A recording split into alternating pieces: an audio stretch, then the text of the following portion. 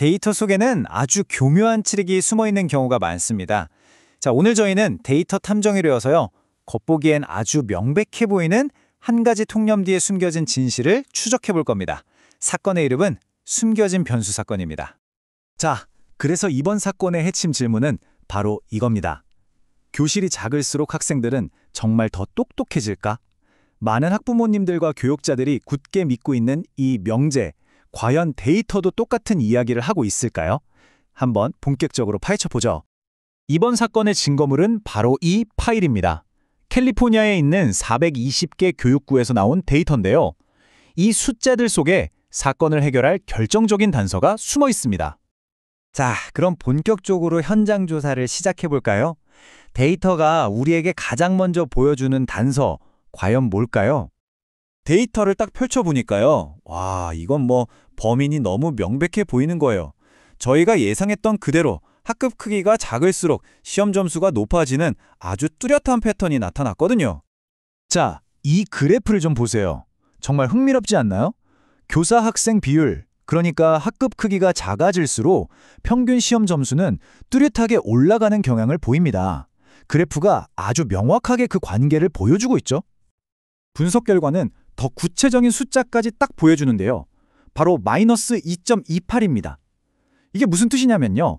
학급당 학생 수가 한 명씩 줄어들 때마다 시험 점수는 평균적으로 2.28점씩 오른다는 의미입니다. 이쯤 되면 역시 학급이 작아야 성적이 오르는구나 하고 사건 파일을 딱 덮고 싶어지죠. 하지만 잠깐만요. 진짜 뛰어난 탐정은 이렇게 서둘러 결론을 내리지 않죠. 어딘가 뭔가 좀 찜찜하거든요. 네, 뭔가 석연치 않습니다. 그래서 우리는 수사 방향을 좀 바꿔봐야 합니다. 혹시 이 현장에 보이지 않는 또 다른 용의자가 있는 건 아닐까요? 지금부터 그 용의자를 찾아 나서겠습니다. 자, 여기서 아주 중요한 개념 하나를 짚고 넘어가야 합니다. 바로 상관관계와 인과관계의 차이인데요. 두 가지가 그냥 같이 움직이는 거랑 하나가 진짜 다른 하나의 원인이 되는 건 완전히 다른 이야기거든요. 그렇다면 이런 의심을 해봐야 합니다. 만약에 우리가 전혀 눈치채지 못한 숨겨진 공범이 있어서 이 모든 걸 조종하고 있는 거라면요. 마치 학급 크기가 진짜 범인인 것처럼 우리 눈을 속이고 있는 거죠. 끈질긴 탐문 끝에 드디어 유력한 용의자가 수사망에 포착됐습니다. 그 이름은 바로 영어 학습자 비율이라는 우리가 놓치고 있던 변수입니다. 네, 바로 이겁니다. 우리가 간과했던 결정적인 단서, 바로 영어를 배우는 학생들의 비율이었어요. 이 변수가 딱 등장하는 순간 우리가 처음 세웠던 가설이 뿌리부터 흔들리기 시작합니다. 자, 이 그림을 보시면 모든 게 아주 명확해집니다. 한번 보세요. 영어 학습자 비율이라는 변수가요, 시험 점수에도 영향을 주죠. 그런데 동시에 학급 크기에도 영향을 미친다는 겁니다. 그러니까 이 숨겨진 변수 하나가 양쪽에 다 영향을 주면서 우리가 처음 발견했던 단서를 완전히 오염시켜버린 거죠. 아니, 이게 도대체 왜 이렇게 되는 걸까요? 생각해보면 아주 논리적입니다. 보통 영어를 배우는 학생들이 많은 지역, 예를 들어 이민자 커뮤니티 같은 곳은요, 교육 예산 같은 자원이 부족한 경우가 많아요. 그러다 보니 자연스럽게 학급당 학생 수가 많아지겠죠? 그리고 바로 그 똑같은 지역에서 아무래도 언어 장벽 같은 다른 요인들 때문에 학생들의 평균 시험 점수가 낮게 나올 수도 있는 거고요. 결국 우리는 이 숨겨진 용의사를 놓치는 바람에 편향된 결론이라는 함정에 제대로 빠져버렸던 겁니다. 우리의 첫 번째 추리는 완전히 빗나갔던 거죠. 사실 통계학에서는요, 지금 우리가 겪은 이런 상황을 부르는 정식 명칭이 있습니다. 바로 누락 변수 편향이라는 건데요. 말 그대로 원인과 결과 모두에 영향을 미치는 아주 중요한 변수를 쏙 빼놓고 분석하면 결과가 왜곡돼서 전혀 엉뚱한 결론에 도달하게 되는 현상을 말하는 겁니다. 따라서 이 사건에 대한 저희 데이터 탐정의 최종 판결을 내리겠습니다.